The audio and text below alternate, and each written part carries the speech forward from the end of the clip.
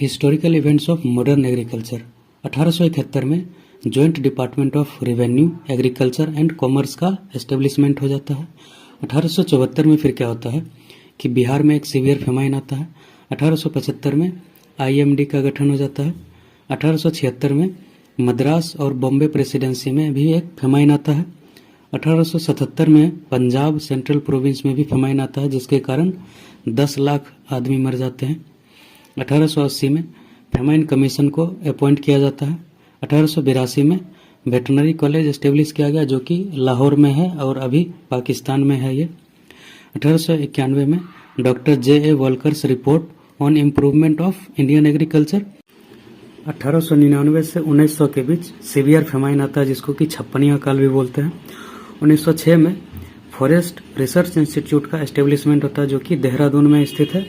1901 से 5 के बीच 6 agricultural college establishment किए जाते हैं, जो कि पुणे, कानपुर, सबौर, नागपुर, लियालपुर एंड कोयम्बटूर में स्थित है।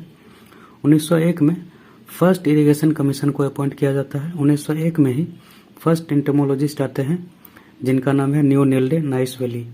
1903 में मॉडल विलेज, जो कि रूरल रिकंस्ट्रक्शन स्कीम भी जिसको बोलते हैं, उसको लॉन्च किया गया डेनियल हैमिल्टन के द्वारा। 1903 में ही HM लेफ्रॉय सेकेंड एंटोमोलॉजिस्ट के रूप में अपॉइंट हुए। 1905 में IARI का गठन हो गया। 1919 में constitutional reforms made agriculture as a state subject. 1920 में गुड़गांव प्रोजेक्ट, जो कि FL ब्रायनी के द्वारा लीड किया गया। 1921 में 3 प्रोजेक्ट आए। सबसे पहला शांति निकेतन प्रोजेक्ट, जो कि रविन्द्रनाथ टैगोर के द्वारा लीड किया गया। सेकेंड मार्थंडम प्रोजेक्ट, जो कि स्पेंसर हैच के द्वारा लीड किया गया। थर्ड है सेवाग्राम प्रोजेक्ट, जो कि महात्मा गांधी के द्वारा लीड किया गया। 1921 में ही इंडियन सेंट्रल कॉटन कमेटी का गठन हो जाता है। फिर 1926 में रॉयल कमीशन को अपॉइंट किया जाता है, जिसको कि हेड कर रहे थे लॉर्ड लिनलिथगो।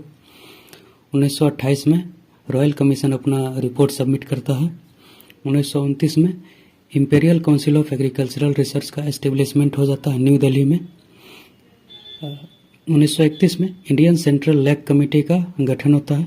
1936 में सेंट्रल जूट कमेटी का गठन हो जाता है।